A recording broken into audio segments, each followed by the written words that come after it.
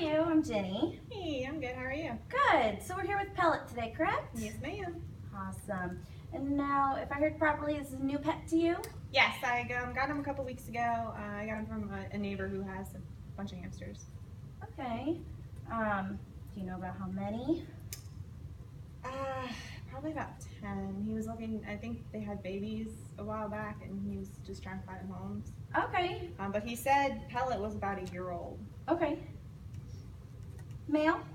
Yes. Alrighty. And he's a robo hamster, Robo. is what he had said. Okay. So 1-year-old male robo. Awesome. So what kind of living condition is he in?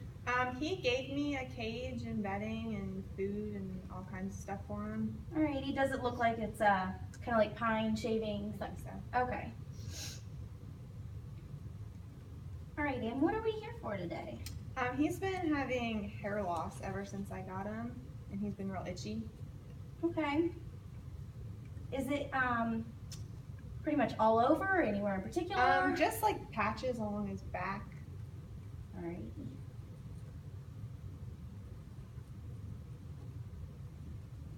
Alrighty. Well, I'll go ahead and take a look at him. Okay. Hi, Pellet. Hello.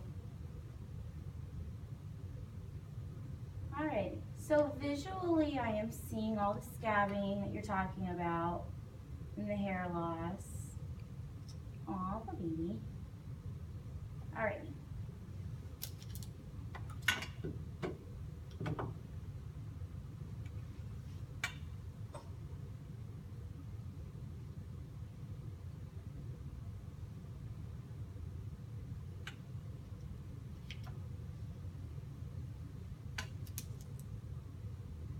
Alright. Heart rate's a little elevated, but that's probably because we're here. Stress on everybody.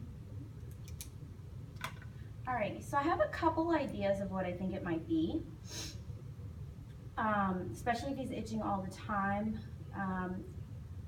Allergies aren't necessarily as big of an issue that we think of in small pocket pets. So my first thing that I think of is coming from a whole bunch of other animals, could be barbering. Barbering is when a more dominant animal or a dominant hamster was in his group, and it could have been that he was chewing on his whiskers because he was more of the one that could be easily picked on. But since his whiskers look pretty intact and it's not as symmetrical and these are patchy in different areas, I don't think it's that, because barbering is very symmetrical, A-line, you know, chews on the whiskers or around the eyes, very specific traits. This is more all over and kind of sporadic. So the next thing that I think of is maybe mites. I don't visually see any. So the next step would be that we would do a skin scraping. A skin scraping would allow us to look at it under the microscope and would show us any mites that are on the skin or harboring in the hair follicles that are causing him to itch. A lot of that can be, again, from where he came from, since we don't know his background. Could have been mites that were given to him from another host, or it also could be found in the bedding. Since the bedding was also given to you and we're unsure of its previous location, it's probably best that if we do see mites under the skin or in the under the microscope, that we change out the bedding. If we do see mites, we'll treat them with an anti-parasitic such as ivermectin, which if you've had dogs before is used for treating heartworms. And do that for a couple weeks, and we could do a recheck on them in a couple weeks, make sure it's going away, but at the same time we would have to clean out the bedding and get him new bedding. So it's probably best to get fresh bedding, which is always good anyways, because then you know where it's coming from. And clean out his food and his water bowls, clean out everything real good, and clean out his cage at home. So that would be my recommendation. So from here we'll take him back and we'll get a skin scrape on him. We'll be back in just a couple minutes, okay? All right, thank you.